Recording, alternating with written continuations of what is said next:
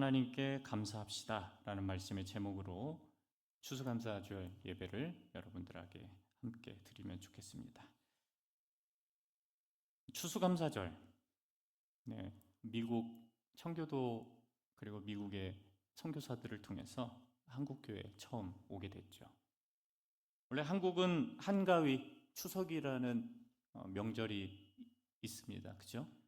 그게 실은 농사 이후에 대한민국의 한반도의 백성들이 축제를 즐기고 1년의 결실을 마감하는 그러한 기간이 원래는 추석 한가위예요. 그런데 신앙의 의미로 추수감사절을 지내는 우리 대한민국 교회고 또 미국 선교사님들의 영향을 받아서 추수감사절을 드리죠.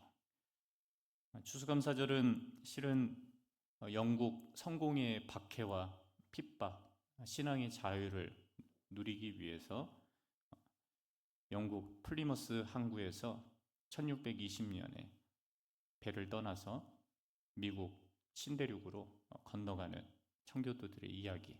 그런데 청교도들은 그 배에 실은 3분의 1, 4분의 1 정도의 인구밖에 없었어요. 그 청교도들의 영향으로 미국 교회가 세워졌고, 그리고 미국이라는 나라가 세워졌고, 그리고 헌법이라는 것이, 자유헌법이라는 것이 만들어지게 됐고, 민주 정치가 시작되는 그러한 나라가 되었고, 신앙의 자유를 얻게 되었죠. 그것이 추수감사절의 의미고, 성경에서 말하는 것은 장막절, 초막절, 그것을 성경의 기원으로 우리 추수감사 주일을 보내고 있는 것입니다. 자, 이 정도 하면 될 것 같고요. 그죠? 추수감사절의 의미는. 자, 크리스마스가 다가오면 떠오르는 고전 소설이 있죠. 바로 찰스 디킨스의 대표작 크리스마스 캐럴입니다. 크리스마스 캐럴. 찰스 디킨스가 쓴 크리스마스 캐럴 여러분 아세요? 아십니까? 네, 아시는 분들도 있을 거예요. 근데 잘 모르신다고요? 네, 그렇다면 구두쇠 스크루지는 아시죠? 네, 그 크리스마스 캐럴에서 스크루지가 나오는 거예요. 찰스 디킨스는 어떠한 사람이냐면 영국의 셰익스피어가 활동하던 시대에 셰익스피어에 비견할 정도의 대문학가예요. 여러분, 이 크리스마스 캐럴에 차가운 마음을 가진 한 노인이 나오죠. 냉랭해요. 굉장히 냉철하고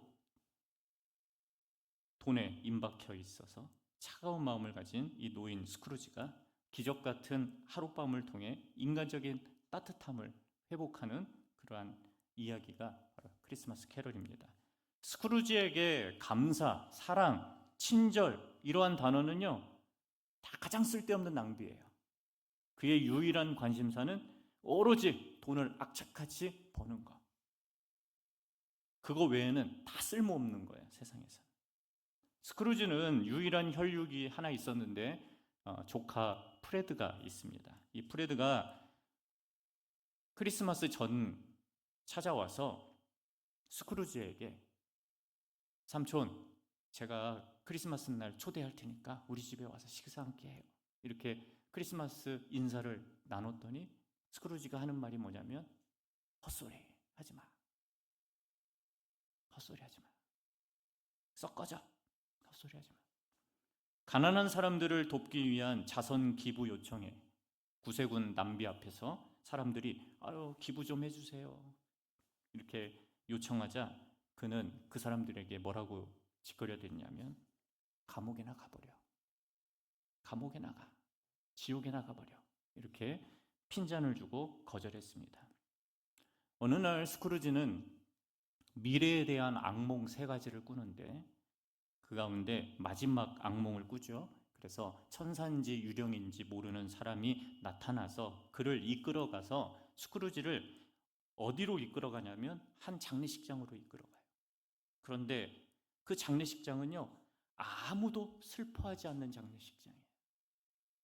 그 장례식장의 시신과 묘비명을 봤더니 거기에 뭐라고 적혀 있냐면 에버니저 스크루지 이렇게 적혀 있는 겁니다. 유령은 스크루지에게 이렇게 이야기합니다. 변하지 않으면 이 비참한 미래가 당신의 현실이 될 거야. 자신의 불행한 모습에 절규하고 통곡을 하게 됩니다. 끔찍한 악몽에서 깨어난 스크루지는 미래를 보았다는 사실에 감사하며 완전히 새로운 사람으로 거듭나요. 스크루지는 자신의 가게 직원이었던 그 사람의 자녀가 많이 아팠는데 그 자녀를 병원에 갈 수 있도록 기부하고 도와주고 치료해줘요. 그리고 넉넉히 봉급도 올려줘요. 조카가 옆에 있어 감사하면서 크리스마스에 참여하여 기쁨을 서로 칠면조를 뜯으면서 기쁨을 나누죠. 찰스 디킨스는 이 책을 통해서 예수님의 사랑과 친절을 많은 사람들에게 알리고 주변 사람들의 소중함과 감사함을 일깨워주고 싶어서 이 책을 쓴 거예요. 우리가 누군가에게 감사하고 작은 친절을 베푼다면 차갑게 닫혀있던 그 사람의 마음을 열 수 있다는 사실을 여러분들이 믿으시기를 주님의 이름으로 축원합니다. 네. 감사는 단순한 태도가 아니라 인생을 바꾸는 힘이에요. 인생을 바꾸는 힘이에요. 그래서 수많은 큰 교회들, 예를 들어서 땡땡 우리 교회, 사랑의 교회, 그리고 제가 전에 몸담고 있던 교회들에도 감사 노트를 1년간 작성하는 그러한 캠페인을 많이 했는데, 감사는 단순한 태도를 바꾸는 게 아니라 인생을 바꾸는 힘이에요. 본문 속에서 예수님의 은혜에 감사하지 못했고 감사를 표하지 못했던 사람들이 나오고, 감사를 표했던 한 사람이 나오는데, 그 이야기가 바로 누가복음 17장 12절로부터 시작을 해요. 우리 12절 말씀 다 같이 한 목소리 읽을까요? 다 같이 읽습니다. 한 마을에 들어가시니 나병 환자 10명이 예수를 만나 멀리 서서. 하루는 예수님께서 한 마을에 들어가시죠. 멀리서 10명의 나병 환자, 한센병 환자가 쫓아왔습니다. 그들은 병 고침을 받으려고 예수님 앞에 멀리 서서 우리를 불쌍히 여겨달라고 외치죠. 멀리 선 이유는 나병 환자이기 때문에. 그렇죠? 누가복음 17장 13절과 14절에 이렇게 이야기합니다. 소리를 높여 이르되 예수 선생님이여 우리를 불쌍히 여기소서 하거늘 보시고 이르시되 가서 제사장들에게 너희 몸을 보이라 하셨더니 그들이 가다가 깨끗함을 받은지라. 예수님은 즉시 알았다, 내가 너의 병을 고쳐주겠다, 너희들의 병을 고쳐주겠다, 이렇게 말씀하시지 않으셨어요. 특별 부흥성에 나오셔서 은혜 받고 또 기도하고 말씀에 결단했는데 바로 이루어지지 않잖아요. 그죠? 바로 이루어주신 분도 있어요. 그러나 대부분이 우리 예수님은 성경에서는 즉시로 고쳐주신 분도 있고 바로 구원하신 분도 있고 바로 그 자리에서 귀신을 내어쫓는 분도 있는데, 오늘 유독히 뭐라고 하냐면 내가 너희에게 병을 고쳐주겠다. 그러나 제사장들에게 가서 너희 몸을 보이라. 이렇게 말씀하셨어요. 제사장에게 가는 동안에 자신들의 몸이 낫는 것을 보았겠죠? 그죠? 보이잖아요. 손가락 문드러진 게 어떻게 해요? 다 새하얗게 바뀌고 손가락이 생겨나고, 이렇게 하는 것을 여러분들이 신기하게 놀랍게 쳐다보면서 제사장에게 가야 되는데 제사장에게 안 가고 어디로 갔어요?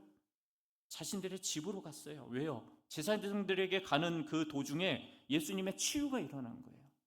예수님의 치유가. 다 함께 따라해 볼까요? 구원의 은혜를 모르는 사람은 하나님께 감사를 표하지 않습니다. 자, 또 따라해 볼게요. 구원의 은혜를 아는 사람은 하나님께 감사를 표하며 삽니다. 네, 이 차이는요, 천국과 지옥의 차이예요. 구원의 은혜를 아는 사람은 하나님께 감사를 표하며 살죠. 그러나 구원의 은혜를 모르는 사람은 하나님께 감사를 표하며 살아가는 것이 아까운 거예요. 나병 환자는 너무나 기쁜 나머지 자신들이 어떻게 해서 낫게 되었는지 관심이 사라졌습니다. 그저 나병 나은 것에 온통 정신이 팔려서 자신들이 갈 길로 가버린 거예요. 그들이 나병에서 치유되었으니 얼마나 기뻤을까요? 여러분, 나병이라는 것이 치유됐다라는 것은 세 가지예요. 여러분, 죽을 병에서 고침받은 거예요.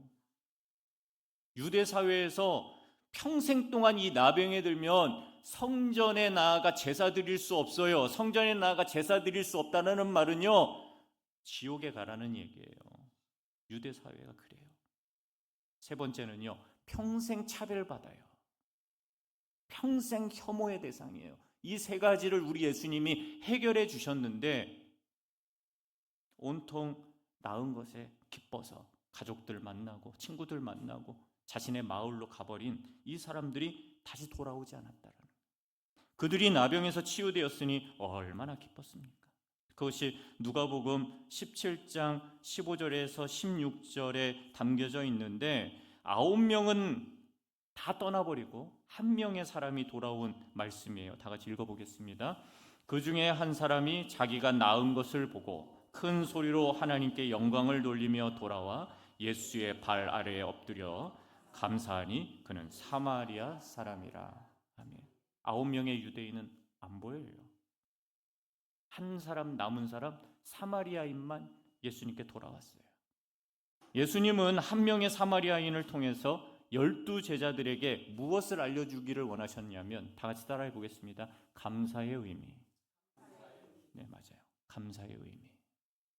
감사를 표하는 마음이 있어야 진정 믿음이라는 것을 말씀해 주고 싶었던 거예요.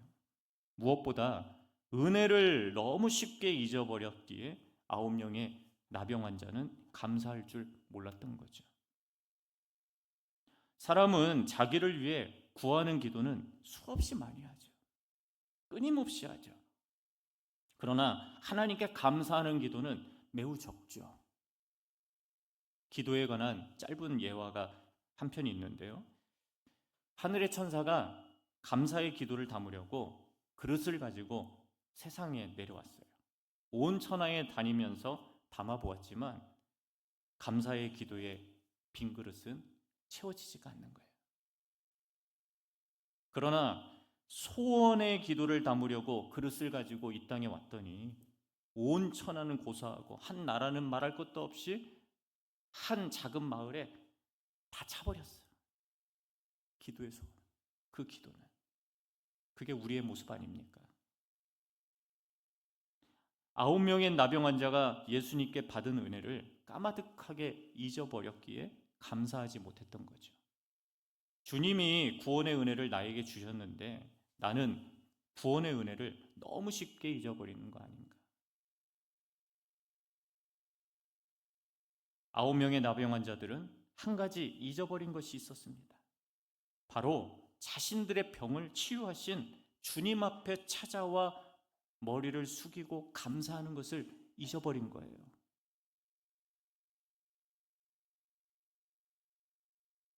왜 그 9명의 나병 환자들은 감사하지 않았을까? 이유가 무엇일까요? 다 같이 고개를 들고 저를 보세요. 나병을 치유하신 예수님이 가장 고마우신 분임을 알지 못했기 때문에. 여러분, 감사를 표하지 않는 것은요, 알지 못하기 때문에 못하는 거예요. 아는 것 같지만 모르는 거예요. 하나님께 받은 은혜가 정말 가장 큰 하나님의 고마움이고 감사한 것인지를, 그 구원의 은혜를 알지 못하기 때문에 감사하지 못하는 거예요. 오직 예수님 앞에 감사하려고 되돌아온 사람이 누구입니까? 10명 중에 한 명인 사마리아인이에요. 나병 환자로 살지 않아도 차별과 혐오의 대상인데 혼혈 민족이고 유대인들에게 침뱉음을 당하고 소돼지 취급받고 동물 취급받는 사람이 사마리아인인데 거기에다가 모자라서 인생의 나병까지 문둥병까지 들어서 한센병까지 들어서 고통 가운데 살았던 그 사람이 얼마나 비참했겠습니까? 그렇잖아요. 근데 사마리아인은 믿음을 잃어버리지 않았다. 9명의 유대인은 보이지 않았다. 그걸 우리 예수님이 바리새인들에게 하고 싶었던 거예요. 그 얘기를. 17절에 보니까 예수께서 대답하여 이르시되 10사람이 다 깨끗함을 받지 아니하였느냐? 그 9은 어디 있냐? 라는 거예요. 9명의 나병 환자들은 하나님을 믿는 믿음 있었어요. 믿음 없는 거 아니에요. 그러나 하나님의 은혜를 모르고 감사를 표현하지 않았다는 게 문제예요. 9명은 중요한 순간에 보이지도 않고 나타나지도 않았다라는 거예요. 하나님이 원하실 때는 있어야죠, 자리에. 하나님이 원하실 때, 하나님의 영광을 나타낼 때, 하나님이 복을 주시고자 원하실 때 그 자리에 없으면 끝이잖아요. 그들은 감사를 표하지도 않았다. 예수님은 특히 9명의 유대인에게 서운해하며 찾으셨죠. 예수님은 10명의 나병 환자 이야기에서 유일하게 서운함을 표현한 거예요. 오늘 본문 외에는 예수님이 수많은 병자들과 그들이 고침받고 귀신이 내어쫓고 구원을 선포할 때에 그들이 감사하지 않는다고 책망하신 적이 없어요. 유일하게 누가복음 17장에만 우리 예수님이 서운하셨어요.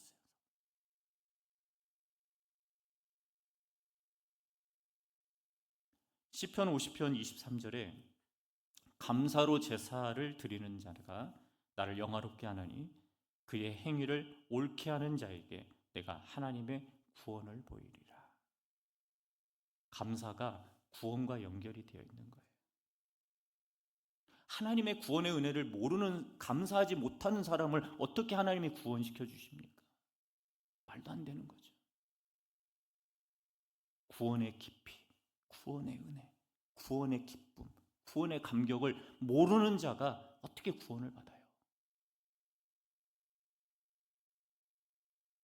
믿음은 하나님의 구원에 대한 감사예요. 하나님이 베푸신 은혜를 기억해 주시기를 바랍니다. 그리고 예수님의 구원에 감사합시다. 나 같은 죄인을 용서하시고 사랑으로 구원해 주신 은혜가 얼마나 감사한 일입니까? 예수님이 내 인생을 구원하셨기에 감사를 표하는 성도들이 되시기를 바랍니다.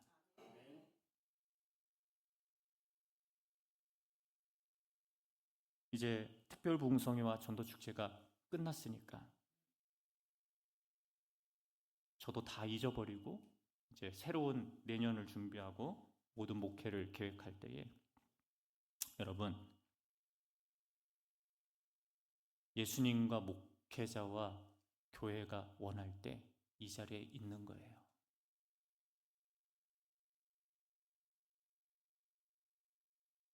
하나님이 원하실 때 이 자리에 있어야 되는 거예요. 그게 감사하는 거예요.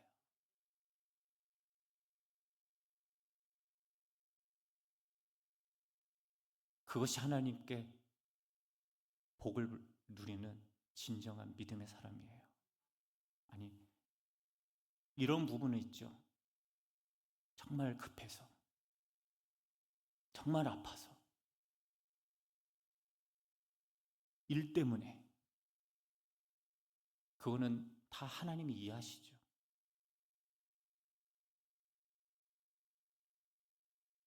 그러나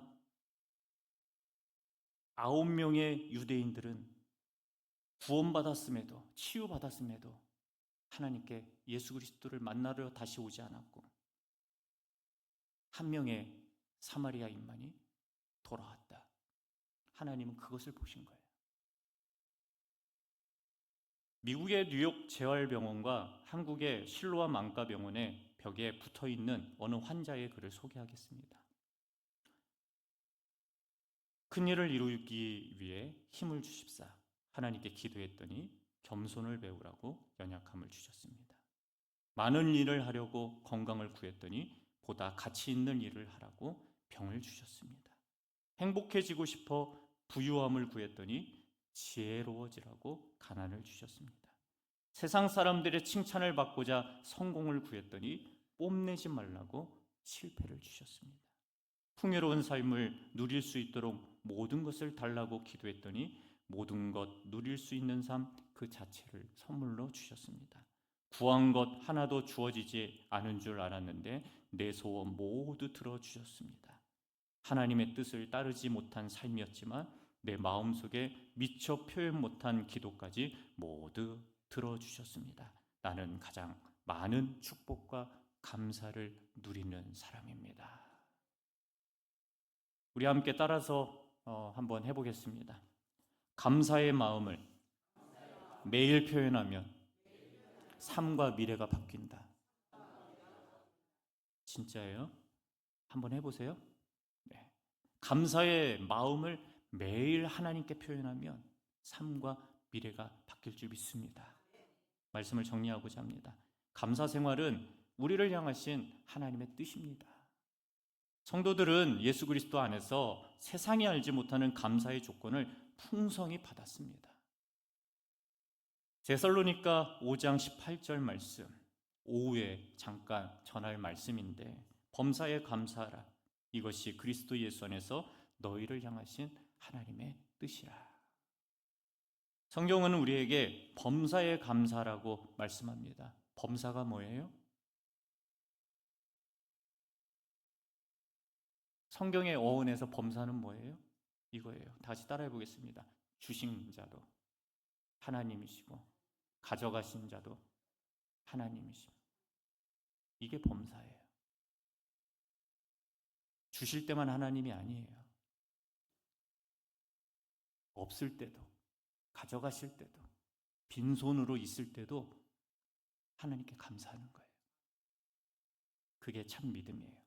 감사 생활이 그리스도 예수 안에서 나를 향하신 하나님의 뜻이라는 거예요. 범사에 감사하는 우리 대원의 가족들 되시기를 바랍니다. 어떤 형편에서도 우리가 지켜야 할 성도의 최고의 덕목은 범사에 감사하는 거예요. 주변 사람이 있음에 감사한 거예요. 소중한 거예요. 우리가 형통한 삶을 살 때 하나님께 감사하는 일은 당연하죠. 그러나 오늘 형통하지 않을 때 범사에 감사해야 합니다. 매일의 감사를 통해 하나님은 우리의 믿음을 계속해서 시험하실 거예요. 진짜 시험해요. 하나님은 뭘로 시험해요? 감사로 시험하신다고요. 매일매일 감사하십시오. 그러면 하나님께서 여러분을 미래와 삶을 온전히 바꿔주실 거라고 믿습니다. 지금은 내 생활이 너무나 고통스러워도 한 명의 사마리아인처럼 하나님께 감사를 표현해야 해요. 왜냐하면 하나님은 가진 자만 감사하라고 안 했어요. 범사에 감사라고. 범사에. 범사라는 말이 뭐예요? 환경이 좋을 때도 안 좋을 때도 있을 때도 없을 때도 하나님께 감사. 이것이 주의 구원에 감사하지 않는 자들과 다른 점이죠. 믿지 않는 자들, 세상 사람들과 우리는 차원이 다른 사람들이에요. 우리는 차원이 다른 사람들이에요. 우리는 주의 구원에 감사하지 않는 자들과 전혀 다른 사람이에요. 그런데 똑같이 행동하고 있다는 게 문제죠. 우리가 살면서 일어나는 수많은 문제에 매몰되지 마시고 하나님께 불평하고 원망하지 않기를 주님의 이름으로 부탁을 드립니다. 사랑하는 여러분, 오늘도 하나님의 뜻에 순종하며 주의 은혜를 기억함으로 범사에 감사하는 우리 대원의 가족들 되시기를 주님의 이름으로 축원합니다. 함께 결단하며 기도하기를 원합니다.